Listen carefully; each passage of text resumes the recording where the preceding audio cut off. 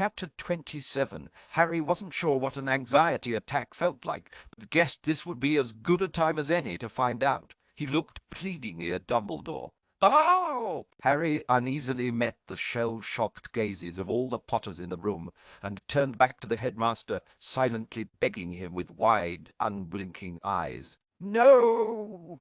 Albus insisted firmly with a stern expression.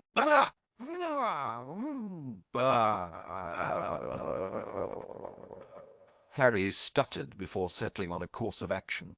"Harry?" "No," Albus said, wagging his finger at the younger man. Harry was trying to come up with ways of interpreting "no" into meaning yes, or at least, all right. But just this once, Severus Snape finally broke the suffocating tension with a loud gasp. "Obliviate!" Severus deftly parried the memory charm and assumed a defensive position. "How dare you!" He sent back a disarming charm that Harry blocked with little effort. "Headmaster, are you just going to stand there and let him?" "Obliviate!" Albus regrettably cast, just as Severus turned his direction. The potions master flashed a shocked look of betrayal just before his eyes glazed over. He fell into a gentle sleep from a swish of Albus' wand. Albus frowned at Harry, showing how distasteful, albeit necessary, his actions were. "Thank you, Albus," Harry said, relaxing momentarily with a supremely grateful smile. "But you missed a whole lot of the others," he finished, pointing towards everyone else in the room. "Harry!" Albus scolded. "What the bloody hell is going on?" James finally exploded, holding his wand at the ready. Lily was visibly shaken. She looked to be teetering on the brink of collapsing into tears. "Harry!" Harry looked at the closest thing to his mum that he'd ever remembered and could find no words. "Blah! Blah! Blah!" "I need some answers," James demanded, swinging his wand arm across the room. "Right fucking now!" Sarah was frowning. "You can't be Grandpa if you're a Potter!" "What?" James snapped in confusion. "Is this about the basilisk?" Jimmy wondered aloud. "What?" James snapped again. "How do you know about the basilisk?" Albus jerked in surprise. "Okay, not the basilisk," Jimmy meekly said. "Harry," Lily repeated, unable to move. James suddenly put two and two together.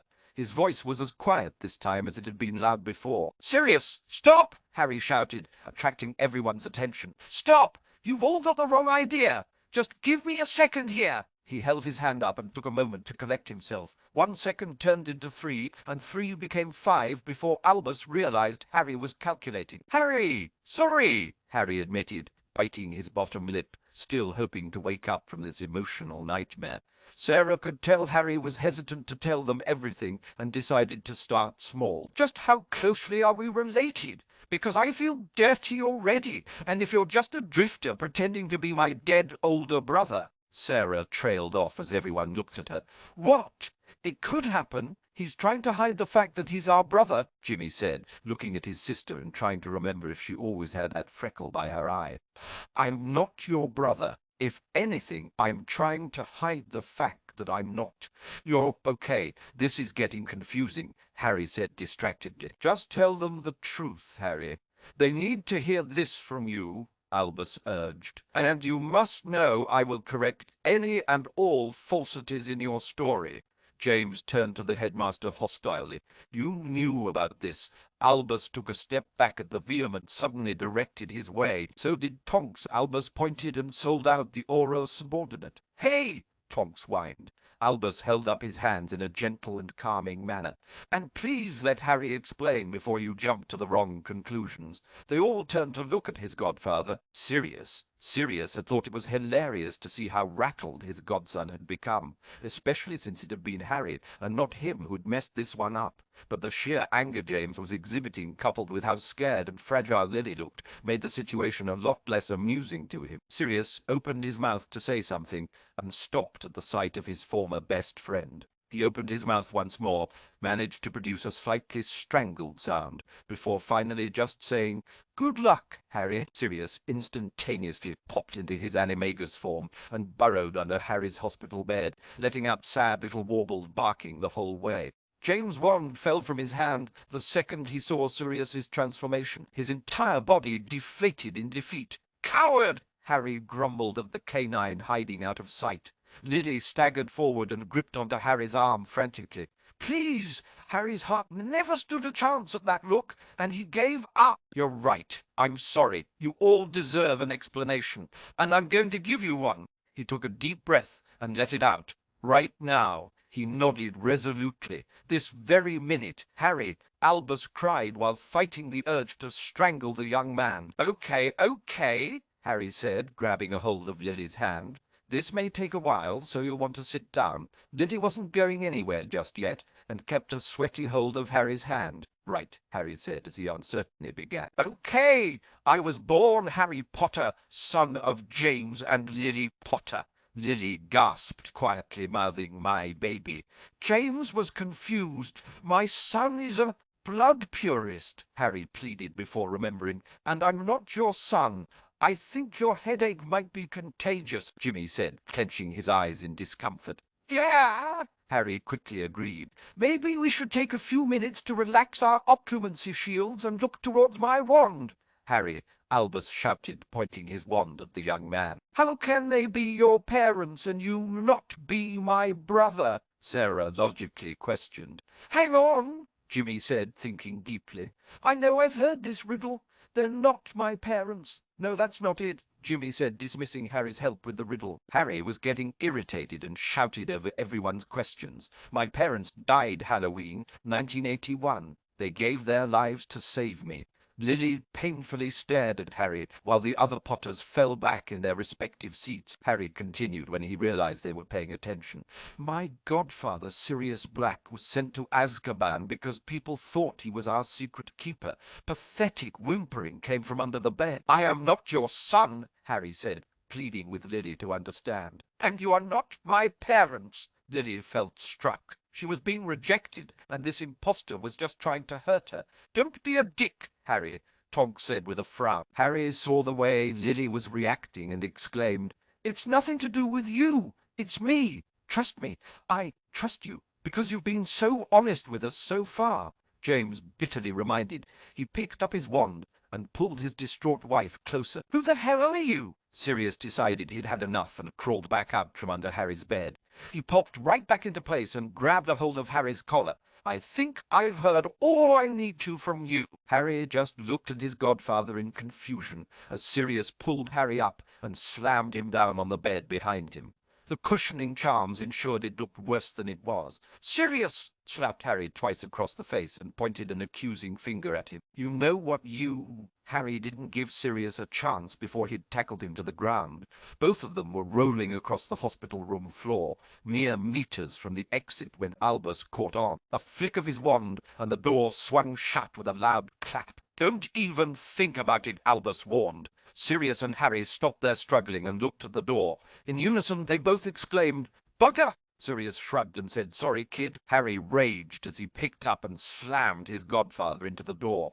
Oh! Sirius weakly protested. Harry saw the door hadn't budged, and he didn't recognize the locking charm Albus had used. Damn! That is enough. It was worth a shot, Harry mumbled, knowing he'd earned this chastisement. Harry looked at Sirius curiously. That door wasn't open all along, was it? No, Sirius said, rubbing his sore shoulder. I opened it while I was regrouping under the bed. Regrouping, Harry repeated doubtfully. James' patience was once more at its end. You think this is funny? You think this is funny? You think toying with us is amusing? Well, no, Sirius replied. That was why we were trying to make a break for it. I appreciate the effort, Harry said, while carefully maneuvering his godfather to stand in front of him. You're welcome, Sirius said, moving over to stand behind Tonks. But you're still telling them your story. Not me. For the record, though, I'd recommend starting with the dimension traveling rather than repeatedly breaking your mum's heart. Harry's face was covered by his palm as he muttered to himself. She's not my mum. Dimension traveling. Peter Potter spoke calmly for the first time. Yeah, dimension traveling, Harry repeated. We come from a world where my parents died when I was one, so no brother or sister for me, Harry said, nodding towards Jimmy, who'd moved over to sit next to Sarah. Harry figured he should try and get as many relevant details out as he could before curses started flying. A little before I turned 16, this was about 3 years after this knucklehead broke out of Azkaban. He got pushed through a dimensional portal of sorts and stuck in limbo. Last April I started studying the portal and he got spit out into this world after 10 years of basically not existing. Sirius had to be poked 3 times before he took over and explained, I woke up in a hospital bed and they asked me who to call. Last I knew, Harry'd walked into a Death Eater trap, and of course I thought James Potter had been dead for over a decade, so I asked for Remus Lupin. Remus, no, James asked, feeling like the odd man out. Tonks started chuckling. He's going to be so upset he missed this. You want me to go get him? Harry offered. No! Almost every voice shouted back at Harry. Right! Sirius snickered at Harry's pout. So anyway, that's when I found out it was 10 years later and I was in a new world. Remus was helping me, and that meant Tonks got to hear my story. I was excited and frightened to tell it to you, Sirius said, nodding towards James. But that was before I realized you were a prick. Padfoot, Harry scolded. Maybe I wasn't the most understanding bloke, Sirius admitted with a roll of his eyes. But come on! You insulted me. You told Jimmy how I was everything wrong, and you lost your bleeding sense of humor. James just stood there stupidly, while Lily was wrapped around him. You got to admit that Prongs, the teenager who graduated Hogwarts and the only James Potter I ever knew, would have been appalled at what you've turned into. Sirius, Harry interrupted. Stop it! Sirius shrugged remorselessly but stayed quiet. I get why you've never grown up, Harry said, earnestly addressing his godfather. I really do. And contrary to just about every other adult around, I think it's great. But I also get why this James Potter did grow up, and you need to get it as well. I get it now, Sirius reluctantly admitted. I might not have at first, but I do. Do you? Harry questioned. It's you, you goofy retard, Sirius said as his eyes began to get glossy. We'd both lost our best friends, but he lost you too, so he had to change. I still had you, so I had to try and be what I thought he'd want me to be.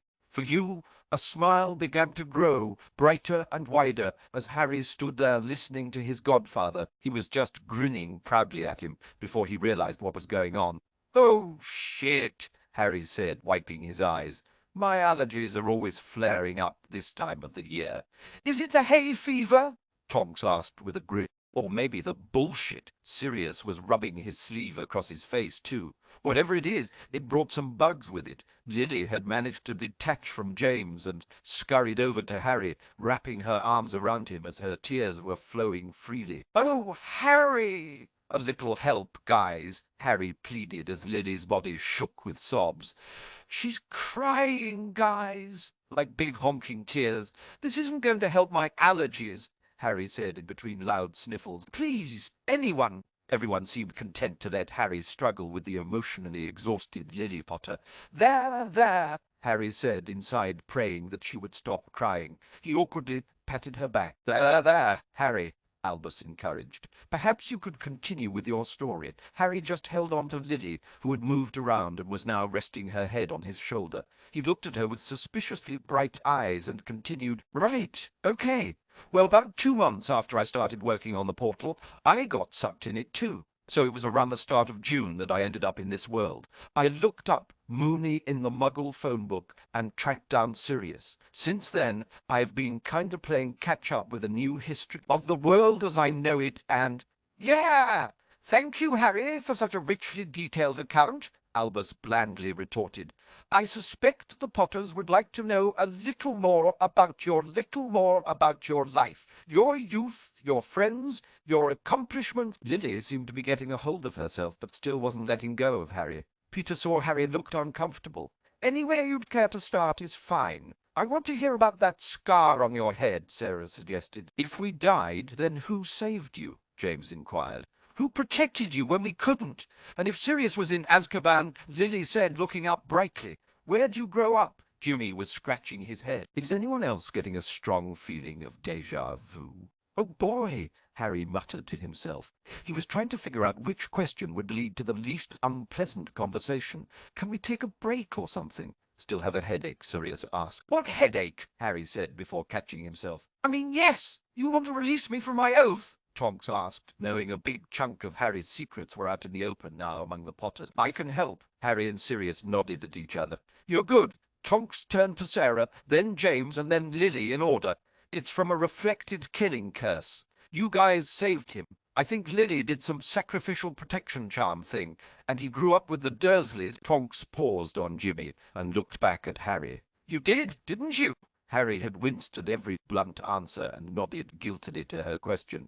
James frowned and turned inquisitively to Albus. Albus was having entirely too much fun and explained, Why do you think I kept checking him for memory charms? Yeah, Harry said, moving over towards Jimmy and drawing his wand. Let me go ahead and undo that. James jumped forward, pointing his wand straight at Harry. Step away from my son. Harry just barely glanced over his shoulder, ripped the wand from James' hand, and pinned both of his arms to his sides. With a gentle tap, Harry broke the memory charm on Jimmy, who was staring cross-eyed at the wand between his eyes. Oh, Jimmy said, blinking away a split second of confusion. Okay. Harry took a step back, and his magical arms released their hold of James Potter. James was incensed at how easily he had been dismissed as a threat, but a part of him felt awfully proud thinking of the kind of wizard his first son would have become. He felt the vice-like grip on his arms dissipate and plucked his floating wand out of the air. He strode over to his youngest. You okay? Jimmy nodded. I saw the name Harry Potter on the... Jimmy stopped suddenly. Thing. I know you have the map, James assured him. I know you have the map, James assured him. I told Remus to give it to you. You did. Why didn't you just give it to me? I didn't want to set a bad example, James sheepishly admitted. And I don't always like remembering those days. Jimmy knew his older brother and Dad's best friend were difficult topics for his dad. Harry told me about his world, and then I told him to memory charm me. He was scratching his head, though that night is still a bit fuzzy. That's the alcohol, Harry explained. Not a charm. Sarah stuck her arm into the air, waiting to be called on. Sarah, James asked, can we back it up a second? Because I could have sworn, Tonks said. Reflected killing curse. That's my girl, came a muffled exclamation from Madame Pomfrey's office. Everyone stopped and turned to the cracked open door at the end of the wing. They all remained silent and looked at the headmaster. Albus tiredly nodded and walked towards the office. I said that too loud, didn't I? The question came clearly from the office, Poppy. Albus greeted as he found her holding a cup up to her ear. Headmaster, Poppy said, still holding the cup. You understand what I have to do? Madame Pomfrey pulled the cup down and stated. I have another option. I'll swear an oath. I just want to stay here and listen. Albus looked at the matron silently. Professional curiosity, she explained. Albus tilted his head, indicating she should try again. Madame Pomfrey gave up the act and quietly confided, This is better than my soaps on the Wizamundo Wireless. Please don't take this from me. Albus looked at Harry and saw no significant objection. Let's figure out the wording for your oath. Albus stepped in the office and pulled the door closed behind him. James watched Harry as he asked, Did you survive a killing curse? It was my mum's shield, mostly, but yeah, marked as an equal, Sirius ominously said, eliciting several gasps around the room. Oh, thank you, Sirius, Harry sarcastically chided. I always love when the conversation inevitably gets to my preordained trip down murdering lane. You? At him, James asked, suddenly remembering the very public duel. Of course you did. Sarah was again hung up on the words. Murdering is just a figure of speech, right? He's being a drama queen, Sirius replied with a nod. Harry was about to poke Sirius in the eye when he got a better idea. Since you seem so eager to answer questions, it's your turn, Padfoot. Harry picked his godfather up with invisible arms and plopped him right in the middle of the room. Sirius gulped at being thrust into the limelight, but stood there waiting patiently. How did he beat Voldemort? James asked. Sirius shifted his weight to the other foot. That's a complicated... No, Harry interrupted with a whine. Ask him questions about him. This guy comes from a whole different world. Aren't you curious? Everyone remained silent until James shrugged and answered. I knew a Sirius Black pretty well. I have only unfulfilled dreams for Harry Potter. Harry's jaw snapped shut with an audible click. Thing is, Sirius said, pondering a diplomatic answer. Harry's not real big on talking about this kind of stuff. If it was anything that could help here, I know he'd be doing something about it. I haven't even heard all the details, but James was desperate. If you did it once, you can do it again. No, Harry said, glancing at Lily Potter. I can't. You broke his neck, James pleaded. He was paralyzed, and if he hadn't had a portkey, he was done. It's not that simple, Harry said. And don't underestimate Voldemort. That was a lot of luck, because we had a lot of surprise on our side. Peter cleared his throat and sounded almost cold for the first time. I think you'll find we all know how seriously to take Voldemort. Harry spoke apologetically. I'm sorry, but I'm not your savior. I did what it took to beat my Dark Lord, and the closest thing to solace I have is the knowledge that I can't ever do that again. It's not an option, but the prophecy is about someone else, Harry finished for him. Peter was able to see the larger picture more clearly than the other Potters. It would have been nice if Voldemort was as certain as you are. Harry flinched and stayed quiet. What do you mean? James asked his uncle. Peter was watching Harry as he explained. Have you not wondered just why Voldemort chose to attack Potters this morning? It wasn't because of any widely known Potters. They all turned to Harry looking for an explanation. Peter felt a bit guilty, but continued. He obviously made the connection and targeted us for that reason. I doubt it's coincidence that tomorrow the Blacks are auctioning his ancestors' locket either. Shit, Harry said, turning to Sirius. We've got to prepare for the auction. Oh, no, you don't, Lily said, moving forward to grab onto Harry's arm. We won't keep you all night, but we're not done talking yet. Harry looked to Sirius for help. Sirius just grinned and scolded. Be nice to your mother. She's not my mine. You're not my mother, Harry repeated. Maybe not, Lily strained to agree, but you and I need to have a private conversation before you leave, James said in determination to Harry and Sirius. Oh, joy, Sirius said with a forced smile. Albus had quietly emerged from the matron's office and made his presence known. You are still going through with the auction. After today's events, you know it's going to be even worse tomorrow. Relax, Albus, Harry assured. We are prepared for almost any eventuality, even if the Dark Lord makes the mistake of dropping by. Will you at least then permit me to judge your preparations myself and assist you? See, there's this thing called plausible deniability, Harry Albus said, as was becoming habit. Harry thought it over and suggested you may just want to stay away altogether. I'm going to be there, Albus retorted with certainty. Whether it's to help or keep an eye on you, Sirius grinned. How much did you pay for your invitation? Albus smiled thinly.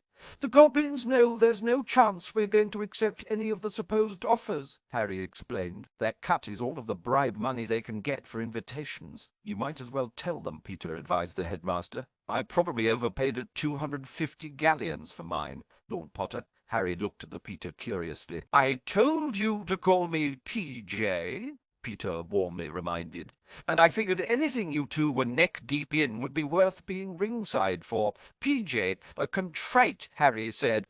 I thought you'd be angrier over the whole, but as it turns out, you're a Potter by birth, and you both reacted immediately and effectively once you realized your mistake. So we've got 250, Sirius said, looking at the headmaster. Do I hear higher? Lower. Peter glanced at Albus and answered. He's not embarrassed enough. He didn't pay anything. Albus nodded at Lord Potter's powers of deduction. I convinced Bloodfrost that I was working with you, and I have the magic of a brotherhood charm to prove it. Cheater, Sirius grumbled. Harry noted the air had a calm after the storm feel to it. After a few seconds of silence, he asked, So what now? Now, let's talk, Lily said, jumping up and beginning to pull Harry with her. Harry, Albus said, attracting the young man's attention. He gave him a significant look and nodded. Harry knew what Albus was intimating, but couldn't help himself. You think I should? Albus nodded.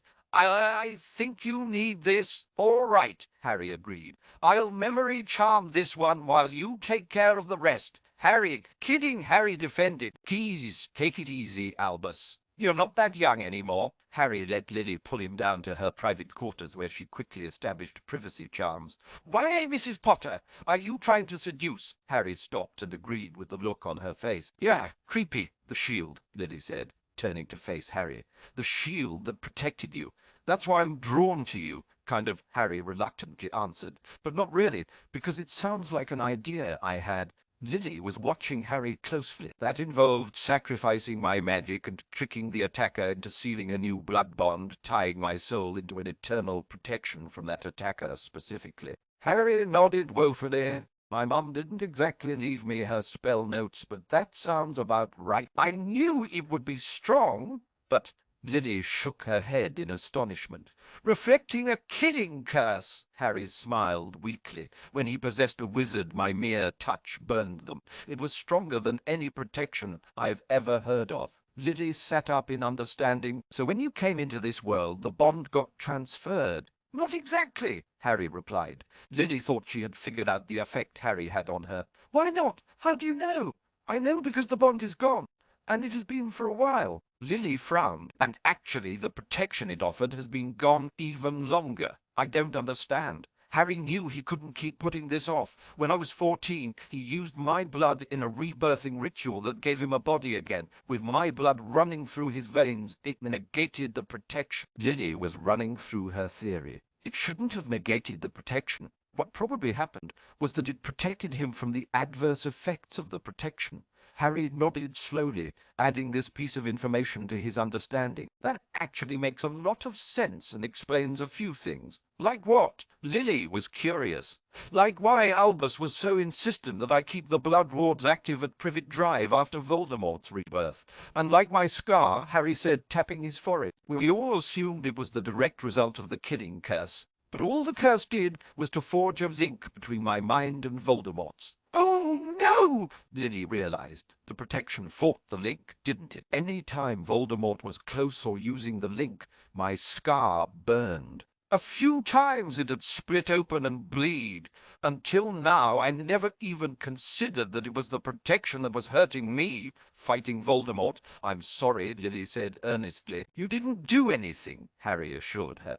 And it did save my life in the face of impossible odds. Lily nodded, frowning at the pain she knew Harry must have endured. On the plus side, it made it real hard for him to sneak up on me, Harry said, trying to lighten the mood. Lily bit her lip. She softly suggested, I could do it again.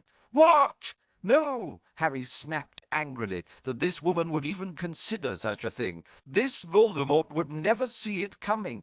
You're not my mother. It wouldn't work, Lily frowned. Maybe Jimmy could. Stop, just shut up, Harry shouted. If you knew what it would do to Jimmy, you'd never even consider it. You're not that cruel. Just she could tell Harry wasn't going to be terribly forthcoming on the details without some careful prompting. She gave him a moment to collect himself before switching gears. Since you didn't know it was the protection hurting you, then why did you break the bond? Harry closed his eyes and avoided meeting Lily's gaze. Lily gasped. He broke it, didn't he? Just to hurt you. No. Harry looked up as his eyes glistened. Although, now that you mention it, he probably knew full well what the protection was doing to me. He practically got off on the way his mere presence debilitated me. So you broke the bond? Lily questioned warily. Harry sniffled a little as he took a deep breath and stared at his feet. I didn't break the bond.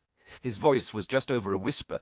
I used it. Lily blinked in surprise. You used it? What could you have used it? Oh, Lily looked at Harry frightfully. Oh! Harry leaned back, his eyes shining as he stared up at the ceiling, unable to even look at Lily.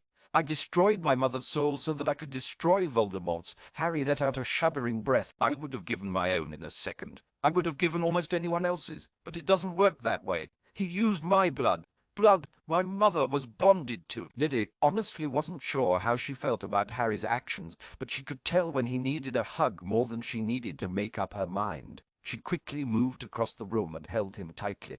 You know she never would have blamed you, Harry. Yeah, well, I made sure she never would have blamed you, Harry. Yeah, well, I made sure she never could. Lily finally realized just why Harry was so vehement in his insistence that she wasn't his mother. His mother sacrificed herself to save him, and he sacrificed her to save everyone else. Pretending that Lily was his mother dishonored her memory and also made Harry vulnerable again. I think it's safe to say I know how she would feel better than anyone else. And she would have been so proud of you, Harry. She hugged him tighter, urging him to believe her. She would have been proud of your strength. So proud, Lily said, unable to hold back her own tears. Harry didn't even care that his allergies were making water stream from his eyes. I like to think so. Harry agreed, feeling like the load on his shoulders was getting just a little lighter. She would be, Lily said again. She would be. Okay, I get it, Harry said, hugging Lily back. And I think I've figured out which side of the family my overdramatic streak comes from. Lily snorted in between her sniffles. I'm not your mother, Harry. We both know that, but I just want you to know that if you want to call me Mum, no one would blame you, least of all her. Harry patted Lily gently on the back. Why do you have to be like that? We were having a moment there. We were connecting, kind of like long-lost mother, son, but not really. And you ruined it. Harry stepped back and pointed a finger. You were trying to guilt me into it. Lily had the decency to blush. Unbelievable, Harry said with a shake of his head. I'm opening up to you. I'm vulnerable. Lily arched an eyebrow as she hooked an arm around Harry's elbow and proceeded to escort him back to the hospital wing. And just how far do you think your apple's fallen from this tree? Harry's mouth twitched in agreement. True enough. I sometimes make Sirius feel guilty for not getting me Christmas presents when he was in Azkaban. Wow, Lily said, looking at Harry appraisingly. That's low. Ah! Harry mockingly cleared his throat. That was entirely different, Lily said, attempting to end the discussion. So you grew up with Petunia? Harry nodded. Was that as bad as I'm afraid it was? It wasn't awful, Harry shrugged. Roof over my head, secret blood protection I didn't know about, unfair split of household chores, enough second-hand clothes and food to get by. The way I see it, it would be about the same at an orphanage, only without the same at an orphanage, only without the secret blood protection. Lily frowned and offered, if you want, we could go curse my sister sometime. Harry bit back a snort. I think I'd like that. Mum. Lily jerked her head to look at Harry in surprise. I'm just fucking with you, Lily. Cruel, callous bastard, Lily calmly said. Just remember you got that from my side of the family, too. Harry kept an eye on the devious woman walking next to him. You know you can't tell anyone any of this, right? Lily kept pace with Harry and just stayed quiet. I'll snap, Harry warned. I'm not kidding. I'll go dark. I'll kill everybody. I'm damn good at it, Lily. Just patted Harry gently on the arm. Please, Lily, Harry begged. Mom.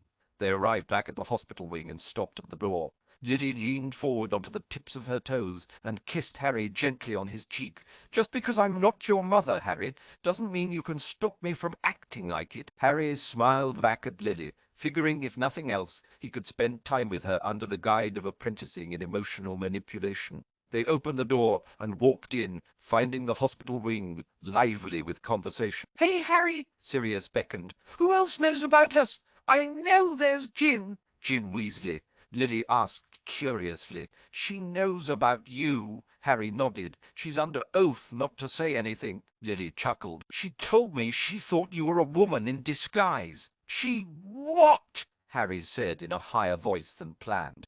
A ghost popped into existence right next to Harry. I told you that bitch was crazy. Oh, boy, Harry grumbled. Jimmy couldn't help himself. Who is the hottie? Oh, dear God, Harry complained to no one in particular. Hello, the ghostly Ginny said with a flirtatious wave. You must be James, Junior. Harry saw the ghost and his almost little brother were both smiling shyly. He resisted the urge to bang his head against the wall. Everyone who's been gaping at me stupidly throughout the day is still harbouring doubts. This is the Ginny Weasley of our old world. She died, and she haunts me. Ginny, this is everyone. Lily saw the tired look of resignation on Harry's face and started to laugh at the absurdity of it all. I'm sorry, Lily said in between her giggling.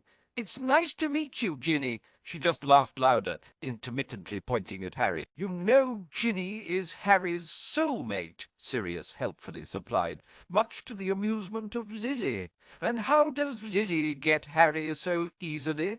It usually takes people time before they realize Harry exists to entertain us. Harry insisted in a manner eerily similar to his claims that Lily wasn't his mother. He turned to his traitorous godfather. And you're about a half step away from a midget detention, buddy. Harry's still not sure how to accept my love, Mum. You don't mind if I call you Mum, do you? Not at all, Lily said, her wide grin shining. I think you and I will get along famously. Ginny, go, Harry pleaded, as he was metaphysically pushing her away. Ginny could tell she was about to disappear and shook her finger at Harry. I told you that bitch was crazy, she reiterated just before disappearing with a pop. Wow, Jimmy said with a grin. I mean, wow! We really need to get to work on the rest of the preparations. James shook his head and stepped forward. Not yet. We need to talk. James Potter, family man, disappeared and was replaced with James Potter, assistant director of the Debauchery. He strode out the door, confidently expecting the Lord Blacks to follow him. Sirius and Harry exchanged a few uneasy looks as they were led into an empty classroom. James sealed the door shut behind them and sent out several Aurora-level security spells. Harry looked over at Sirius, and they reached an unspoken agreement to wait on James. James was standing uncomfortably, occasionally pacing and stopping. He looked up at them and began, I'm in something of a quandary. Can we help? Harry asked. Yes, James asserted. You can. Let me explain my quandary. Hypothetically, let's say I'm investigating some robberies. Harry and Sirius stood there, not responding in the slightest, and hypothetically I made a huge break in the case. But the problem is I only caught the lead because I observed a man's surprisingly competent actions as he was saving my life and rescuing me from torture. That's quite a quandary, Harry said, while Sirius was fidgeting and swatting. Ow! Sirius, as he buckled away from a sharp poke in the side. Stop it, Harry! It is, James agreed.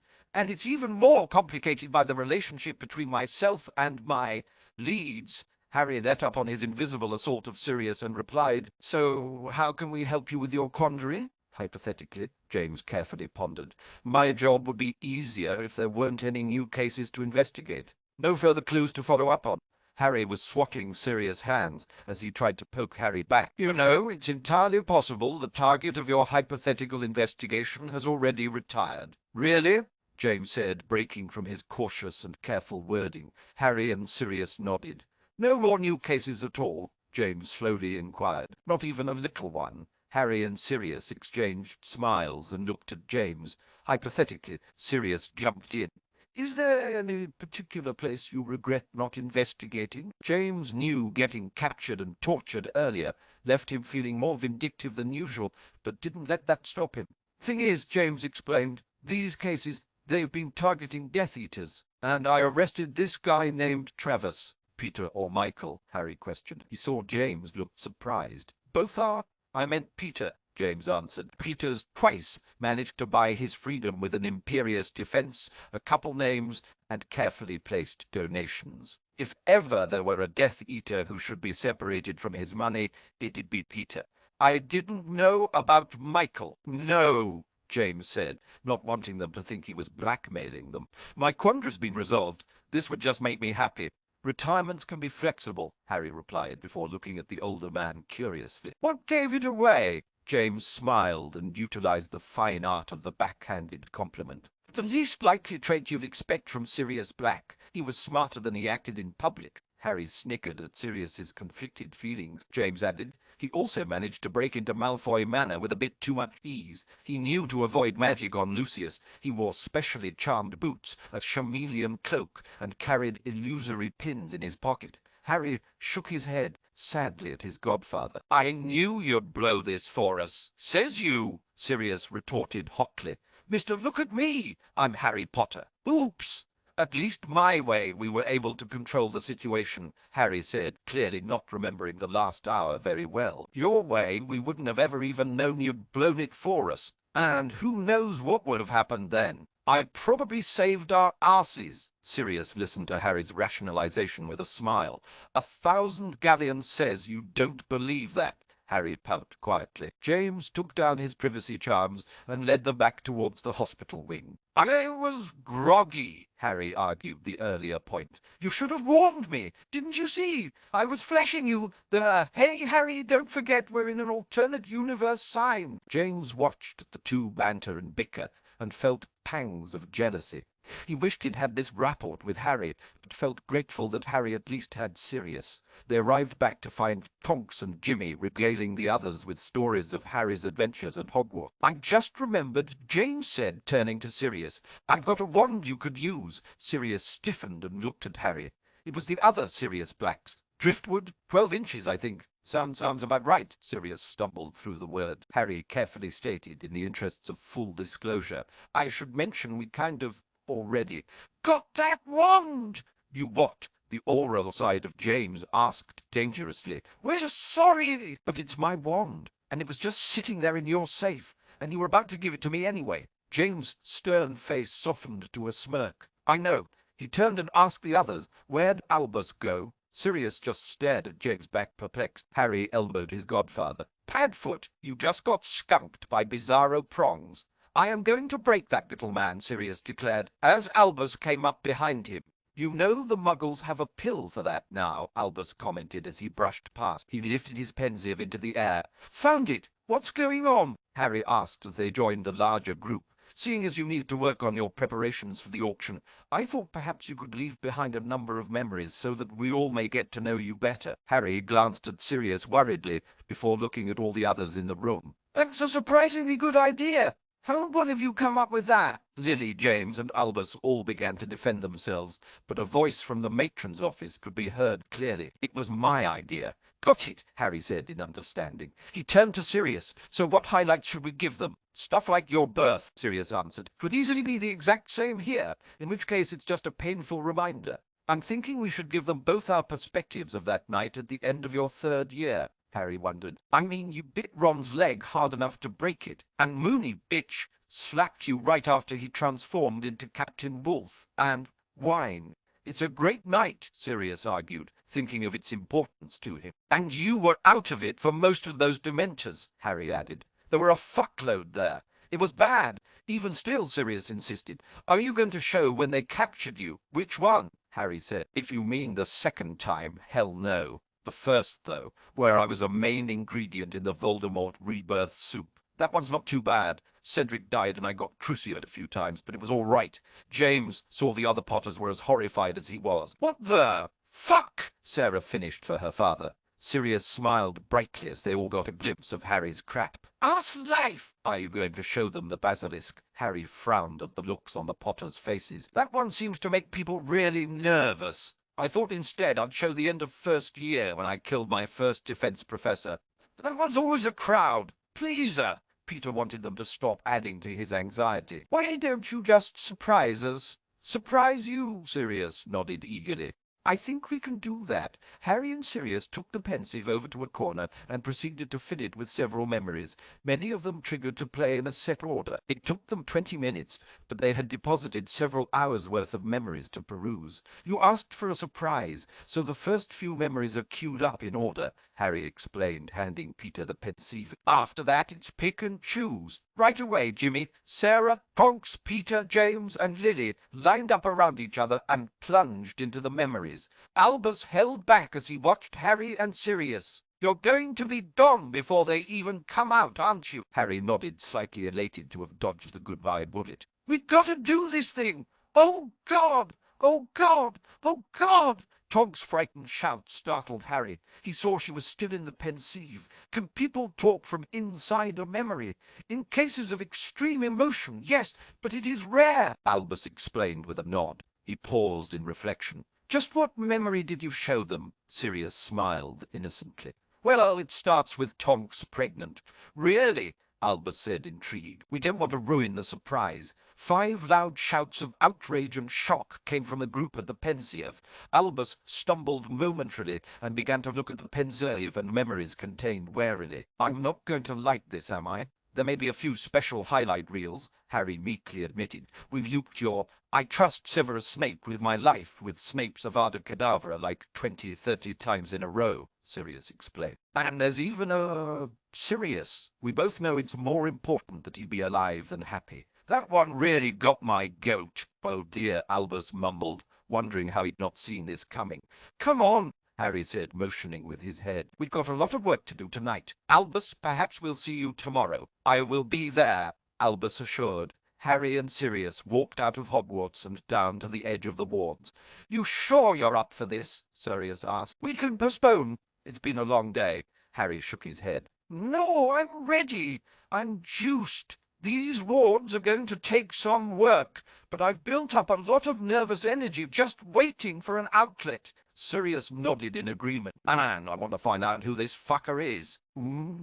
With Harry patiently sat cross-legged on the floor of the small converted chapel within a clear cylindrical tube. The top was smoothly curved, and it stretched all the way into the floor below, giving the tube an appearance that made Sirius giggle. He claimed it was the irony of the similarity to the after-dark mark, but Harry wasn't convinced. Floating behind Harry, at about eye level from his seated position, was a large, shiny mirror laying parallel to the ground. A transparent film was being pulled and stretched from the surface of the mirror, encompassing a crystalline display case. In the display case behind Harry's head were the 3 lots they were required by goblin law to present. Enlisting the assistance and authority of the goblins to manage this auction meant a few extra risks, but it was well worth the effort of earning the goblin stamp of approval, so all parties involved would know there was legitimate bait in the trap. There were 4 rows of seats, 4 seats on each side of the aisle, splitting the room in half, and every one of the seats was filled. 32 middle-aged and older uninvited wizards and witches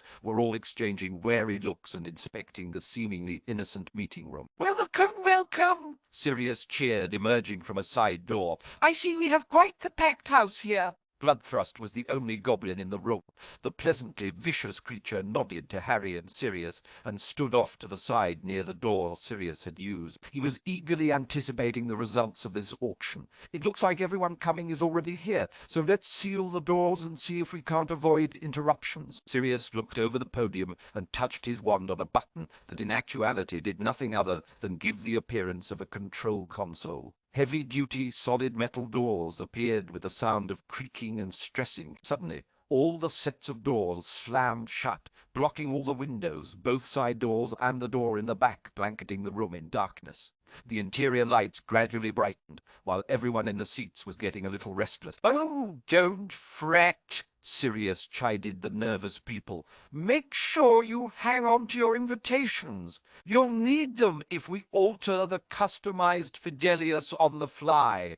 Treat them like your safety blanket as it appears. We may have a few uninvited guests." First things in it. "We certainly want to ensure the safety of all of our properly invited guests, and there were many protestations that it would be rude and way too easy on us to make you surrender your wands. So we found a middle ground. Harry turned his hands flat onto the stone floor and pushed down hard, feeding extra power into the wards. With only a whoosh sound for warning, every guest's seat was surrounded with a clear cylindrical tube, very similar to Harry's. Shouts of outrage and worry began to spread, and a few attempts to portkey away failed. Some of the people were testing the strength and knocking on the inside walls and top of their tubes, surprised to find it made no sound, but they could hear just fine. "We've got crashers," Harry warned Sirius. "Excellent," Sirius explained to his literally captive audience. "It appears some people are intent on getting in the way of this auction. Let's hear their grievances and see if we can't resolve this peacefully." Another faked motion of touching his wand to the podium, and the front door slid open, revealing 24 masked Death Eaters. "Is there a problem, gentlemen?"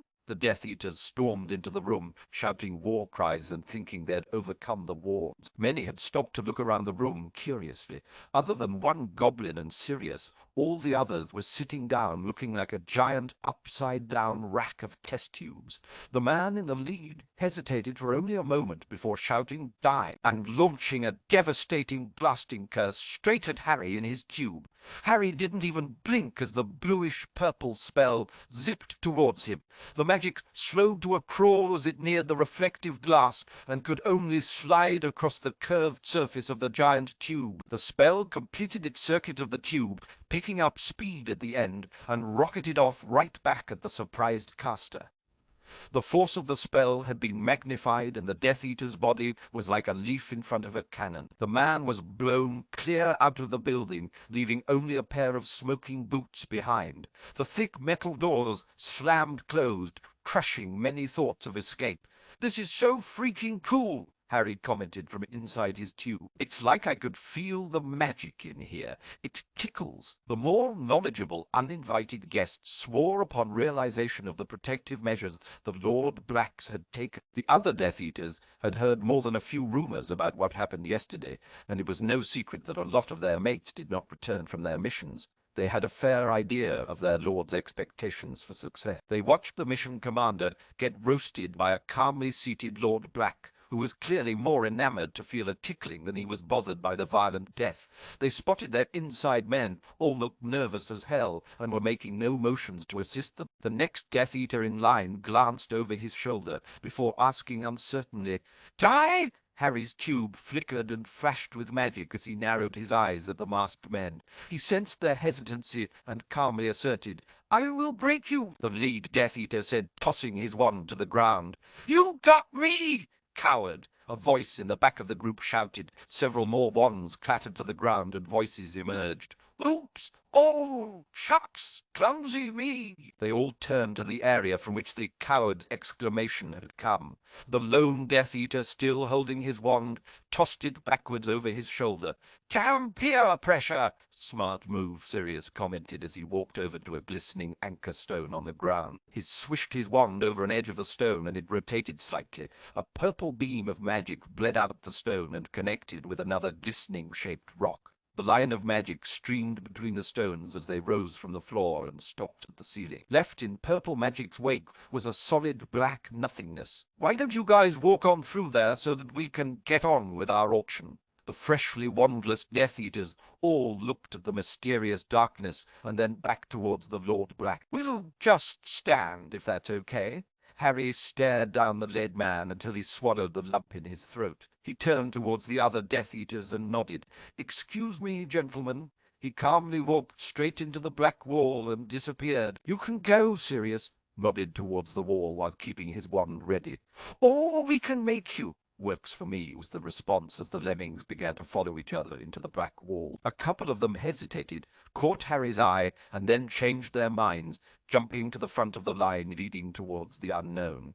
"I am off. Goodbye. Good luck, Uncle Andre." The last was directed to Andrei Romanoff, who was suddenly fidgeting inside his giant test tube, unconsciously rubbing the tattoo he was really beginning to regret. "What have you done to them?" Albus inquired from within his own transparent penis. "Shaped prison?" "Nothing yet," Harry explained. He still hadn't stood up or made any ambulatory movement. "Why don't we give the Ministry workers here on undercover missions something to do?" Sirius watched the last of the Death Eaters disappear and saw on the quickie map he'd charmed that all 23 of them were accounted for and not moving. "That sounds excellent. Now I can see some of you have recognized our little protections around here, and for those of you that haven't, feel free to interpret your neighbor's look of fear and uncertainty as I explain this. We are on a black property, and here, for the next few hours, we've enacted some living wards. Only those genuinely invited are exempt from the negative effects of the wards, and most of those effects are currently being restrained by our unconventional use of a sentient anchor. I see the looks of doubt from those of you with only a passing familiarity with the law, but living wards are only illegal if they're anchored to a property. Anchoring them to a person is a perfectly acceptable alternative, since then the wards do not develop their own personality or become uncontrollably dangerous. Now that we're clear on that point, let's just see who the Ministry chose to invite without our consent." Again, Harry placed his palms flat on the ground and pushed, slowly, most of the seats, clear arched tube, stone floor, and all lowered about a meter into the ground. 10 of the tubes remained firmly in place. The guests, now seated with just their heads above the floor, all looked up at the people separated from them. Without warning, one of the tubes, still even with the ground, shattered, and the wizard within sent 3 quick spells towards the magical display case. Harry and Sirius both watched impassively as the case and all its contents disappeared with a pop. "I do believe we have an unspeakable in the house," Sirius announced calmly, as he saw the portkey on the case had worked exactly as planned. He mimicked pushing a button, and a solid wave of light magic erupted from the east wall. It slowly passed through everyone in the tubes without incident, but forcibly pushed the loose unspeakable into the inky black wall on the other side. Sirius smiled at how effective the living wards were. "That was rude of him. You attacked him," another of the heavily cloaked individuals exclaimed. "He was uninvited and in an ancient lord's home. I think it's safe to say the law is on our side in this one. Not to mention we now have a legitimate threat to our property from which we must protect," Sirius explained as he walked to the floating mirror and cast a spell at it. The surface of the mirror rippled like liquid, and the crystalline display case floated up and out of the mirror. The same slight veil of magic covered it as before. "Now how many of the rest of you are Aurors on the clock?" One hand went up, subtly glancing towards all the others. Sirius shook his head. "The least you could have remembered is that you always work in pairs. Now, I should point out, Aurors on the clock get to walk out the door and not pushed into the wall." 6 hands went up among the remaining 9 tubes at normal height. 22 tubes were still submerged. Guests stuck to their seats, with barely their head above ground.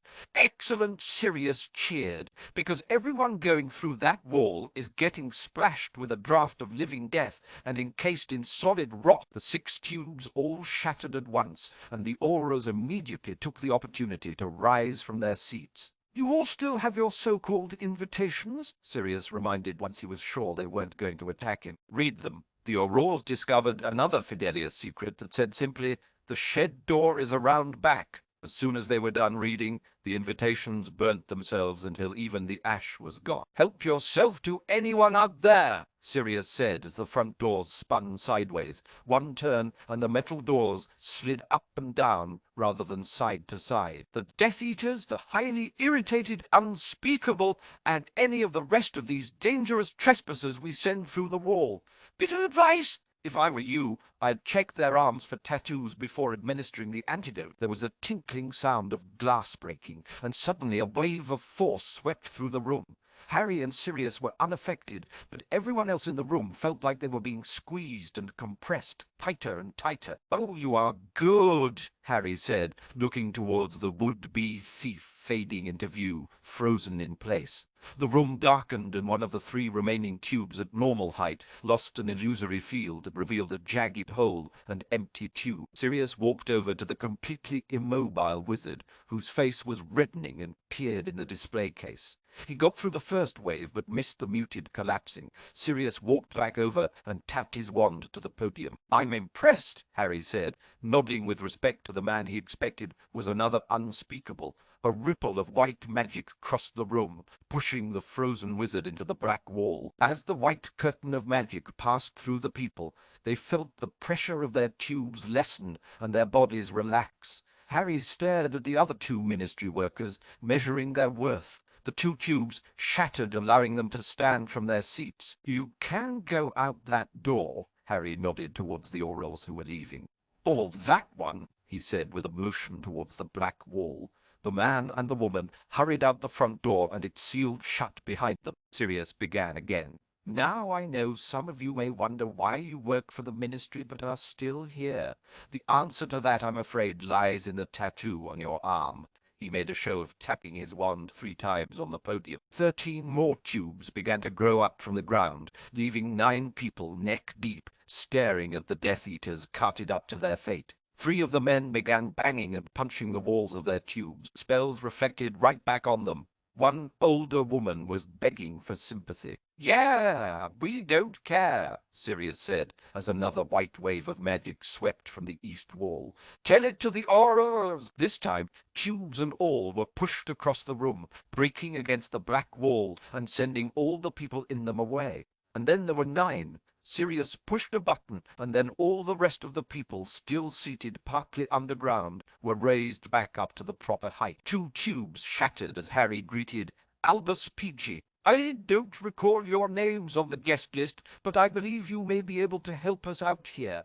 The two older men moved over to stand next to Harry. A portly gentleman looked at the other 6 people sitting by him before asking, out of curiosity, just who was on the guest list. Just one name, Harry happily informed them, nodding his head towards the goblin. Bloodthrust. The goblin, standing off to the side, smiled grotesquely, looking much like his picture.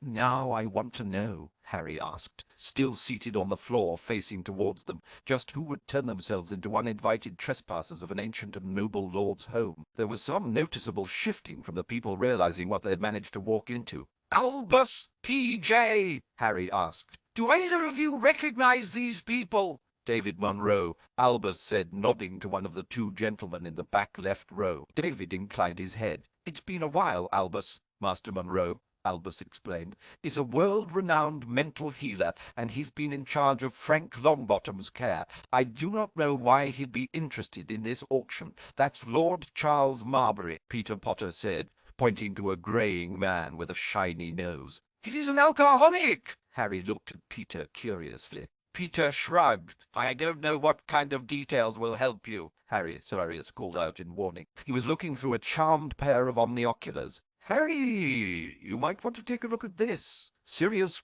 walked over towards Harry and reached right through Harry's tube, handing him the omnioculars. Harry cancelled the charm on his eyes and looked through the omnioculars. His first thought was to wonder why the hell Sirius had turned on the clothes, less feature in a room of old men. His next thoughts were all about the man sitting next to David Munro, with a very familiar tattoo on his arm. Ah! Harry said, handing the omnioculars back to Sirius. He cast another magical sight spell on his eyes and recognized a line of magic around the Death Eater's neck. Both the man and David Munro next to him were wearing necklaces that fooled magical sight. It was only because Harry had used the same thing when he traded for Dobby that he recognized the slight but unique effect. Harry glanced over, making sure Sirius was still alert and ready. He cocked his head, staring at the 2 men. How the hell did you manage to sneak a dark mark through there? David Munro stood up calmly from his seat and walked straight through the tube surrounding him. I'm afraid that was my doing. The man with the dark mark also left his tube and moved to stand protectively at David Munro's back. Albus stiffened and drew his wand, while Peter took a step away from everyone. All the remaining tubes shattered and the front doors opened. Harry just stared at David Munro, waiting for him to move. Albus watched the others hurry out the front door and leaned over. You don't mean me, do you, Harry? Harry saw David Munro give a slight shake of his head and answered, I'll catch up with you later. Albus frowned. I'm afraid I'm going to... He stopped suddenly as a wave of white magic crested out from the right wall. Proving just how spry he still was, Albus galloped 3 brisk steps and dove headfirst out the front door, rather than allow the wave to push him through the black wall. The doors sealed shut behind him, and Albus was stuck outside looking in. Bugger!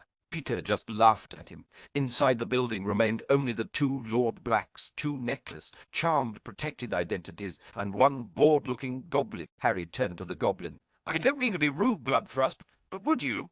Bloodthrust grumbled as he turned to stalk out the front door. I expected more from you, wizard. 1 measly death. Bah! As soon as Bloodthrust was gone, 2 more tubes appeared, boxing in the 2 unknown men. Who are you? Harry said to the one with the dark mark while keeping an eye on the other. I recognize the magic of your necklaces. I know those aren't your true faces, so I'm asking you, who are you? The man with the dark mark was about to remove his necklace when the glass tube around David Munro shattered. Alan, wait, the supposed healer said. Harry immediately realized he was right in that it wasn't coincidence that Alan Weston had been in possession of a Horcrux. It'll be easier if I tell you my story, David Munro explained, drawing Harry and Sirius's attention his way.